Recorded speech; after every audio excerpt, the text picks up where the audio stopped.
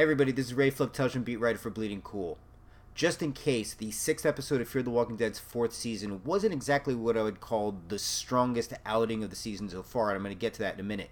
But primarily, we had a then and a now storyline going on. The then storyline gave us a little backstory about Naomi and an excursion she went on to an old FEMA camp area that she used to be at with. She went there with Madison and with Victor, and we see some little bit of backstory that ends up really we it's the typical, I'm going to be honest with you, Walking Dead origin story. You know what, I'm going to dive right into it. I'm going to tell you what my problem is with this episode.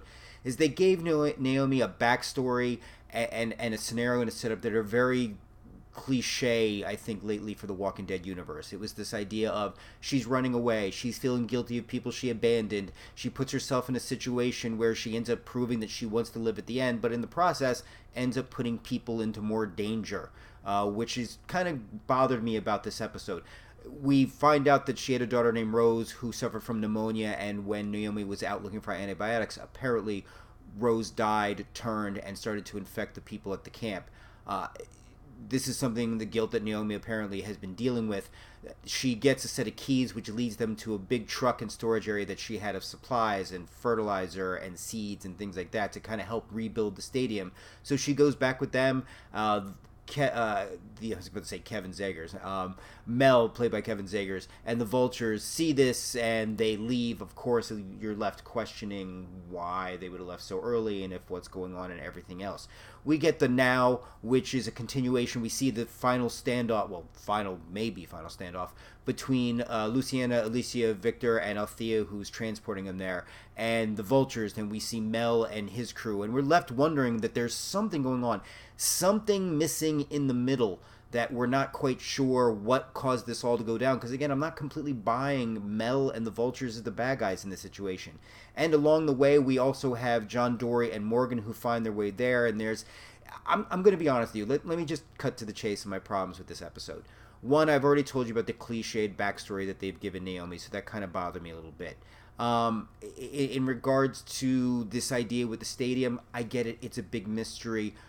But I'm at the point right now where I need there to be start being some major revelations from this point forward. There just needs to be, because I feel like it's just getting stretched out way too much. And I have to be honest, it's starting to affect my ability to care for the heroes in the now. I'm still loving the new characters, don't get me wrong. John Dorie's fantastic. Morgan is better than I've ever liked this character.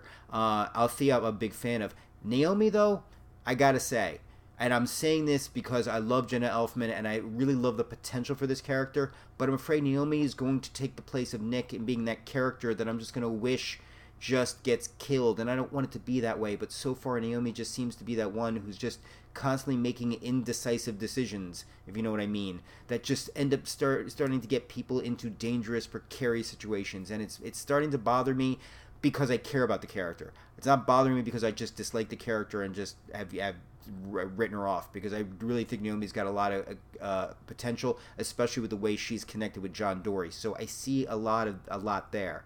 In regards to the returning cast, Luciana, Victor, Strand, Alicia, I like the potential for Alicia, but overall I need to see more about what's going on, because I'm starting to really not care for them as much. I'm at least caring for them as much as I am the Vultures, and I don't know if that's necessarily a good idea.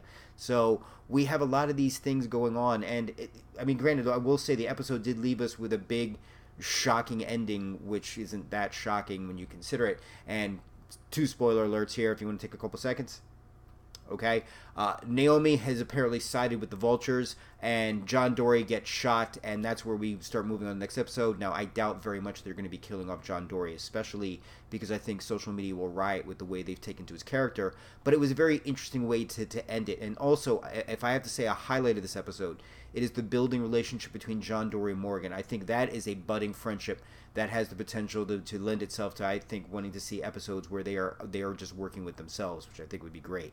But all in all, just in case, I thought was okay at best. Naomi, it didn't do a lot for me in her character. I feel like it brought up a lot of cliches when it comes to backstory and characters on The Walking Dead. The returning characters I'm not feeling a lot for. I think the season so far is spinning its wheels a little bit, and I think we have 2 more episodes to go. I don't know if there's going to be a break or not, but I know there's only up through, I think episodes 8 that I see listed online. But I really need there to start being major revelations and a sense of where we're going. Because right now with this episode, I got to say that the season kind of took a little bit of a step back. I'm not saying it's not fixable and not workable, and there's so many other ways they can go with it. And there are things they can do that really could make this episode seem better than it was. But yeah, I will have to say, I'd say Just in Case was a little bit of a step back in regards to this. I was expecting a lot better from the episode. It really was. Again, once I said before, my name is Ray Fluke, television beat writer for Bleeding Cool, even though I sometimes stumble over my name, as you saw just there.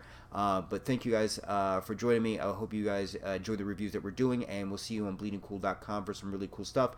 And make sure you check us out as we continue to do our Fear the Walking Dead live blog, and not just our live blog, but we also continue to do these reviews. So thank you guys very much. Enjoy the rest of your Memorial Day weekend. Take care, and in memory to those who have fallen in service to this country. Take care.